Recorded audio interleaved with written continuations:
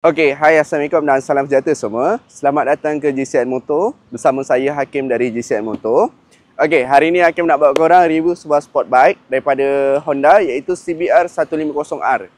Okey, so motor ni dibuat pada tahun 2022 dengan harga jualan kita siap potong nama hanya 7,500 dan minima deposit serendahnya kosong, anggaran 5 tahun hanya RM225 sahaja. Okey. So, tanpa lengahkan masa, jom kita ikut Hakim. Kita nak tengok apa ada untuk CBR 150R ni tahun 2022. Let's go. Alright, so kebanyakan parts motor ni seperti asal lagi lah. Right, dengan windshield, side mirror semua ada lagi. Kemudian tayar depan ada lagi 90%. Kalau korang tengok, bunga memang sangat tebal lagi.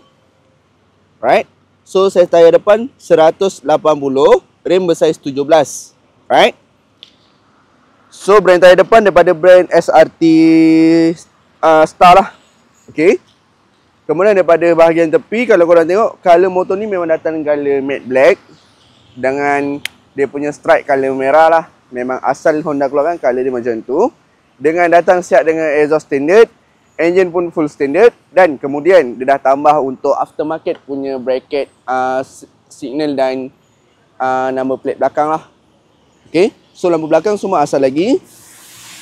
Tayar belakang ada lagi 80%. Brand daripada Maxxis. So, saiz tayar belakang 140, 70, rim bersaiz 17. Okay. Kalau korang tengok daripada bahagian dah kiri, motor ni seperti asal. Siap ada forest, seat semua asal lagi. Right. And then, jom kita dengar bunyi motor ni. Hakim nak payung untuk korang. So, mileage motor ni hanya 25,000 saja, tahu guys.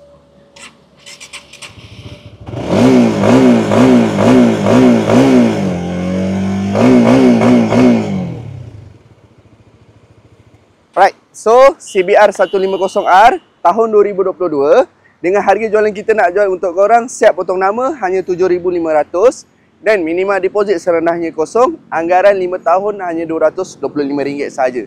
Jadi, mana korang yang tengah mencari sport bike bersisikan 150cc, inilah masanya. Alright guys, so jangan lupa dapatkan segera dekat GCN Motor. And then, see you next video. Motor yang lain, review yang sama. Kita jumpa lagi. Assalamualaikum. Bye-bye.